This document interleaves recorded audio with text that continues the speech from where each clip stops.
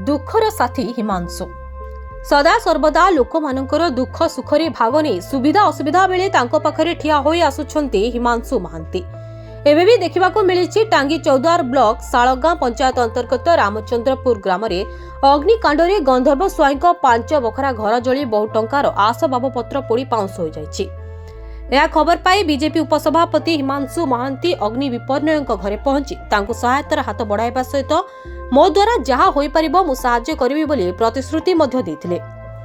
राजनीति को दृष्टि रे रखी काहाकू सहाय्य करा जाय नाही, मु लोकंक सेवा करि आसुछि करि चालिथिबी बोली प्रकाश करथिले हिमांशु। हिमांशुଙ୍କ एभଳି मनोवृत्ति नै तांको प्रति लोकमानଙ୍କ श्रद्धा बढ़िबार देखिबाक मिलिछि। हिमांशु कुमार महांती बीजेपी उपसभापति कटक जिला ग्रामीण। सर कौन कह साढ़े पचास रामचंद्रपुर 5 गोरा घर जलीगला जहाँ कोई साज्य हाथ बढ़े आप कौन प्रथमे बहुत दुख प्रकाश कर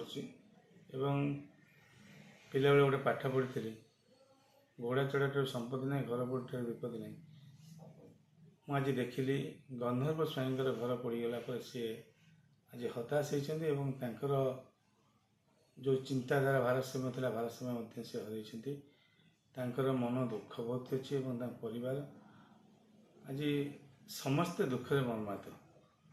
प्रभु जगन्नाथ प्रार्थना करमी दुख क्या न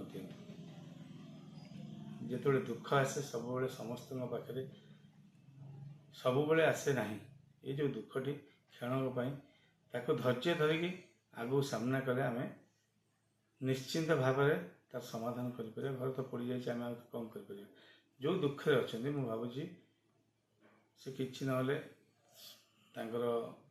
तहसिलदार जाए देखा करूँ एवं तहसिल आम फोन कर कहूँ यथासंभव साहाय्य करेंगे और आम जी पारिबा साहाय्य करने आम समस्ते मिसिक साहाय्य करें आशा कर। सेवा कर अर्थ नुहे राजनीति राजनीति गोटे पार्ट राजनीति यदि मनीष आगू जाए समस्त पहुँचवा से राजनीतिर सहारा निहाती आवश्यक।